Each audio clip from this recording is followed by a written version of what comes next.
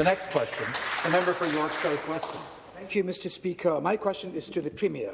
Back in August, I met with Ontario Association of Optometrists and heard their concerns of having adequate funding to perform their valuable services.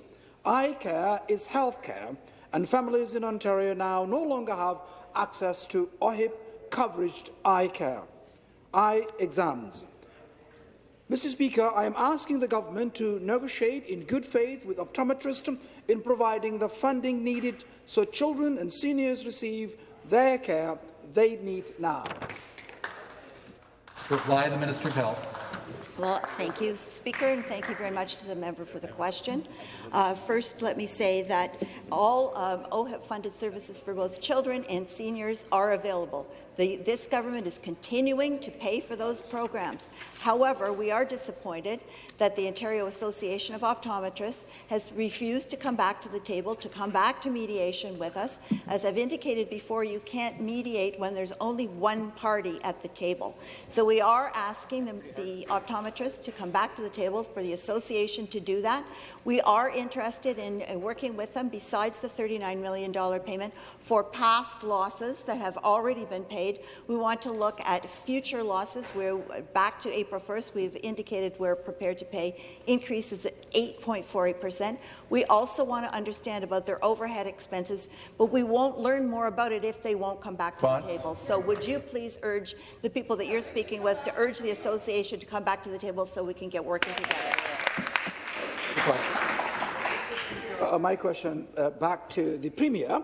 My office has been flooded with letters and calls from families whose children and elders are suffering right now from no access to vision care. This is an unacceptable situation, and it is started back in 2004 when the Liberals delisted routine eye exams from OHIP.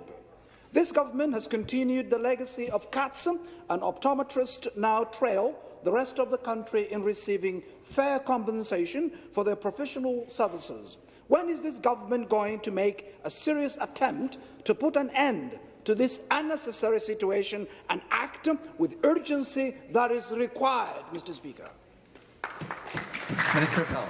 Thank you. Well, certainly one thing that I can agree with the member upon is the fact that the previous contract for the optometrists expired in 2011.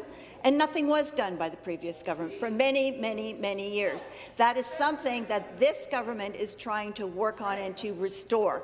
That is why we have been asking the optometrists to come back to the table. We are continuing to fund those OHIP services for children and for seniors, but we want the optometrists to come back to the table so we can understand all of their issues. We have already dealt with the funding losses that they've had since 2011 to the present. We've gone retroactively to increase payments by 8.48% from April 1st of this year.